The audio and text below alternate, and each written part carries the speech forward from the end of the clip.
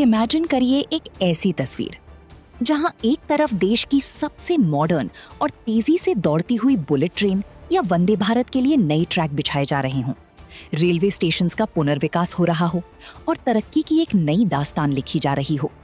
लेकिन ठीक उसी ट्रैक के बगल में एक ऐसी इमारत खड़ी हो जो ये दावा करे कि मेरा इतिहास, मेरी कहानी इस देश में चलने वाली पहली रेलगाड़ी से भी सदियों पुरानी है। ऐसे में आप क्या करेंगे? क्या आप देश के विकास की रफ्तार को रोक देंगे या फिर उस सदियों पुरानी धरोहर को रास्तों से हटा देंगे? कुछ ऐसा ही धर्म संकट इस वक्त पैदा हो चुका है सन्यासियों और संस्कृति की नगरी काशी में। वाराणसी के काशी रेलवे स्टेशन के बिल्कुल पास बनी गंज शहीदा मस्जिद को लेकर एक ऐसा डिस्प्यूट खड़ा हो गया है जिसने न सिर्फ कानून और प्रशासन के होश उड़ा दिए हैं, बल्कि दो देशों के बीच एक डिप्लोमेटिक वॉर भी शुरू कर दी है। कल यानी 20 जून 2026 को इंडियन रेलवेज द्वारा इस मस्जिद को खाली करने का दिया गया डेडलाइन खत्म हो चुका है और तब से लेकर अब तक पूरे इलाके में एक अजीब सा तनाव और खामोशी है। आखिर क्या है इस पूरे विवाद की असली सच्चाई? चलिए इस कहानी की एक एक तह को खोलते हैं। दोस्तों, इस पूरी मामले की ताज़ा सुर्खियों पर बात करें तो इसकी शुरुआत होती है इसी महीने 13 जून 2026 को। इंडियन रेलवे एडमिनिस्ट्रेशन ने गंज शाहिदा मॉस्क मैनेजमेंट को एक सरकारी नोटिस थमा दिया। नोटिस में बड़े साफ और सख्त शब्दों में लिखा था 20 जून तक इस मस्जिद को हर हाल में खाली कर दिया जाए।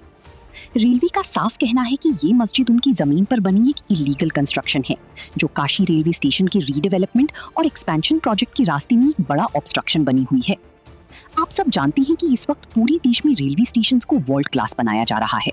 काशी, जो कि पीएम मोदी का अपना पार्लियामेंट्री कॉन्स्टिट्यूएंसी भी है, वहां का स्टेशन नए रूप में तैयार हो रहा है। लेकिन जैसे ही 20 जून की दोपहर निकली और डेडलाइन खत्म हुई तो पूरे बनारस में ये डर मंडराने लगा कि क्या अब यहाँ बुलडोजर एक्शन देखने को मिलेगा? क्या प्रशासन इस ढांचे को गिरा देगा? लेकिन बात सिर्फ बनारस या यूपी तक ही सीमित नहीं रही।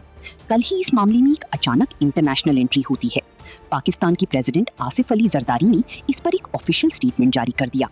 उन्होंने इस हिस्टोरिकल मॉस्क के ऊपर मंडरा रहे खतरे को लेकर गहरी चिंता जताई और आमतौर पर भारत पर निशाना साधते हुए कहा कि यहाँ मुस्लिम रिलीजियस साइट सेफ नहीं है।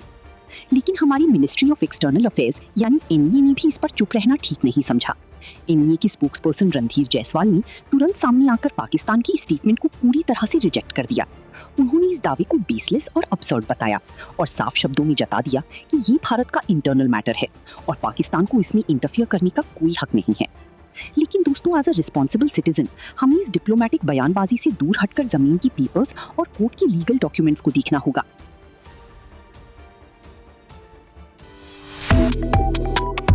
Subscribe to One India and never miss an update.